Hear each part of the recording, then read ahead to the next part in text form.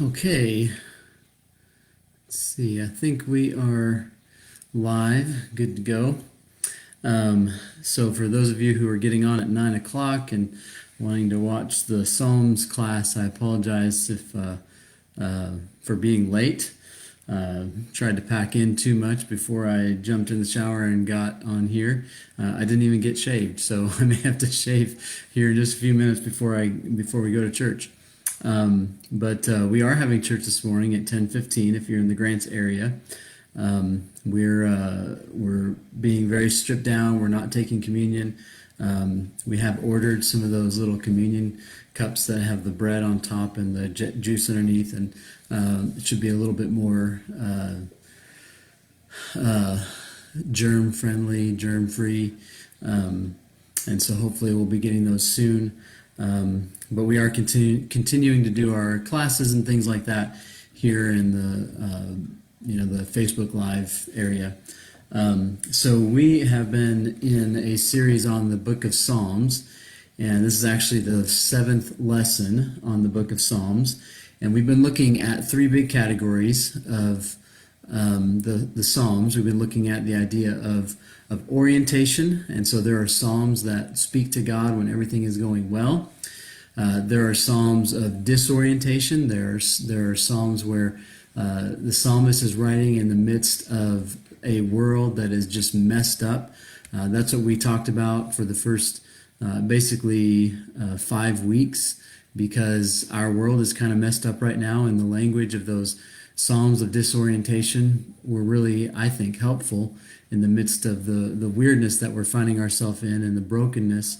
And now we have moved to new orientation, where God has come through and things are better and things are happening, and you can see God working and moving.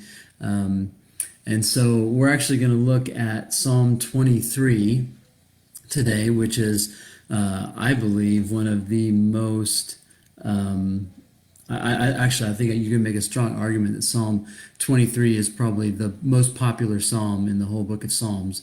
It's just got such a beautiful phrases and wording and things like that. And so I'm actually going to read this in two different translations this morning. I'm going to read it in the King James Version, which is what most of us are probably familiar with. Especially if you grew up in church, you grew up with the King James Version of this psalm. And it's still read in the King James Version a lot. And then I want to read the New Living Translation, and just put a newer, a little bit more current translation next to the King James Version as we read. So let's go ahead and read Psalm 23. I'm going to read it in the King James Version. Hey, Alyssa, we're back at church part way. So anyway, let's read Psalm 23. Good morning, Pat. Read Psalm 23 in the King James Version, and then I'll switch over to the New Living Translation, and we'll do these. It's only 6 verses, so it won't take too long. So let's read. The Lord is my shepherd; I shall not want. He maketh me to lie down in green pastures. He leadeth me beside the still waters. He restoreth my soul. He restoreth my soul. He leadeth me in the paths of righteousness for his name's sake. Yea, though I walk through the valley of the shadow of death, I will fear no evil, for thou art with me. Thy rod and thy staff, they comfort me. Thou preparest a table before me in the presence of my enemies. Thou anointest my head with oil. My cup runneth over. Surely goodness and mercy shall follow me all the days of my life, and I will dwell in the house of the Lord forever. All right, now let's read that same psalm in the New Living Translation. The Lord is my shepherd. I have all that I need. He lets me rest in green meadows. He leads me beside peaceful streams. He renews my strength. He guides me along right paths, bringing honor to his name. Even when I walk through the darkest valley, I will not be afraid, for you are close beside me. Your rod and your staff protect and comfort me. You prepare a feast for me in the presence of my enemies. You honor me by anointing my head with oil. My cup overflows with blessings. Surely your goodness and unfailing love will pursue me all the days of my life, and I will live in the house of the Lord forever. This is just such a beautiful psalm. These first four verses explore this idea of the Lord is my shepherd. And the idea of shepherd for us in 21st century America, it just kind of has this comfortable, strong, meaning and influence on us. And it actually meant a little bit more than that to the ancient Near Eastern audience. You see, in the ancient Near East, shepherds weren't just people who watched sheep. There also was a common metaphor that was used as a shepherd for the ruler of people. In fact, you read this in Jeremiah 23, and you read this in Ezekiel chapter 34, where Jeremiah and Ezekiel are condemning the kings of Israel because they did not shepherd the people well. They did not bind up their wounds. They did not take care of them. Instead, they took advantage of them. They slaughtered the sheep. They used them for their own gain and their own means. And so when somebody in the ancient Near East is calling God their shepherd, this is not just being a statement of comfort and strength. This is a statement this is a political statement as well. It's a statement that says, God, you are my shepherd. You are the one who can take care of me. And so while we read these words, you just realize that this is also a political statement for people in the ancient Near East. But we're told four things that God the shepherd does in this psalm, and they are really beautiful metaphors that we need in this time in this challenging time that we find ourselves in as a country. First of all, he brings us to green pastures, to green meadows. It's a place where there's plenty to eat, where you can rest. I don't know if you've ever gone to a retreat where all the food is taken care of for you, and you don't have to spend any time preparing food. You just get to sit and enjoy.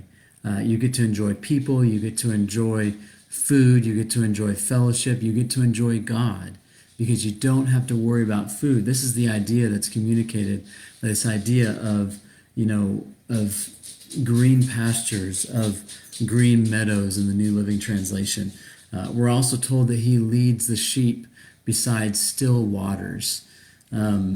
And what this means is that, it's not a stagnant pool. It's a water or a stream that is moving, but it's possible for the sheep to step into the water and not be swept downstream. It's a place where they can step into the cool water, cool off, drink, just be completely and utterly comfortable. I mean, if you've ever visited some springs, or you got into a lake or whatever, you just got to enjoy sitting and soaking in the water. This is the idea here. The psalmist talks about restoring the soul. Now, for many of us, we think of the soul as when the body dies, the soul leaves the body, and this probably was not the way that the ancient people, the ancient Jews, thought about the soul. The soul was the entirety of your being. The entirety of your being is being restored. You're being restored mentally, emotionally, physically. It's the entire being. And so the psalmist says that this is a place, this shepherd leads me to a place where I can be completely restored. And I don't know about you, but there are times in my life when I need that. I need that total restoration, and God the shepherd takes me to that place. And then the shepherd also guides on paths of righteousness, or on right paths. The better translation here, according to scholars that I've read, it's probably on right paths. You know, this is the idea here is the shepherd is going to take you on paths that take you to the intended destination. He's going to lead you in the direct way. It's not about righteousness. It's not about living right. It's about right paths. And he does all of this to honor his name, right? God does this to honor his name. And the imagery in verse 4 is really beautiful. There are still, because the idea here is that we walk through dark valleys. In other words, there are still dark valleys to go through. And I can guarantee you that you will probably not leave this life without going through several more dark valleys in your life. You know, many of us have been in a dark valley with the coming of COVID. Many of us have been in a dark valley with, just the racial issues that we've been facing as a country, as a world. This has been a dark valley, and there will continue to be dark valleys for us to go through. But God is with us through it all. He cares for us. He guides us. He directs us.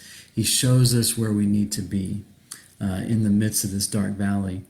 And this really is why I'm putting this in the category of new orientation, because the psalmist remembers this dark valley, but he also remembers how God walked alongside him during this time in the dark valley. And oftentimes, when we're in that dark valley, it's hard to find God. It's hard to see him. It's hard to feel his presence. But oftentimes, when you're on the other side, that's when you can look back and see, oh yeah, God was with me through all of this. And then the last two verses of this psalm, the psalmist moves to the imagery of God being a host, right? He's a host. So he's gone from shepherd to host, and he prepares a feast in the presence of his enemies.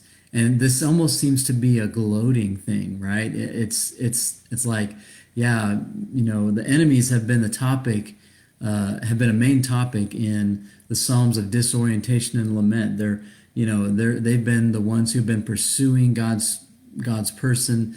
They've been hurting him, or her. They've been against people, and now the enemy is forced to sit and watch as God cares for his people. And not only does the psalmist sit and eat a lavish feast in the presence of his enemies, but the psalmist also gets anointed with oil, which is a luxurious statement, right? Kings and priests are the ones who are anointed with oil. In other words, perhaps the idea of this psalmist is that the psalmist is being restored to his rightful place in the presence of his enemies, in the presence of the ones who were out to get him. And then finally, the New Living Translation reads that goodness and unfailing love will pursue me all the days of my life. And, so I think the King James says, follow me. But really, the better word is pursue me, because there's meant to be a contrast between what was going on with the enemies. The enemies were pursuing the person of God. They were seeking their downfall. They were trying to hurt them. And now it's goodness and unfailing love that is pursuing us and trying to catch up with us. That is God pursuing us now. So this is really an ultimate statement of confidence in God. And it's good for us to read this in the times that we find ourselves in today. So I hope that this covering of Psalm 23 blessed you, and I hope everybody has a wonderful morning, and hopefully I will see a few of you at church this morning. Everybody be blessed.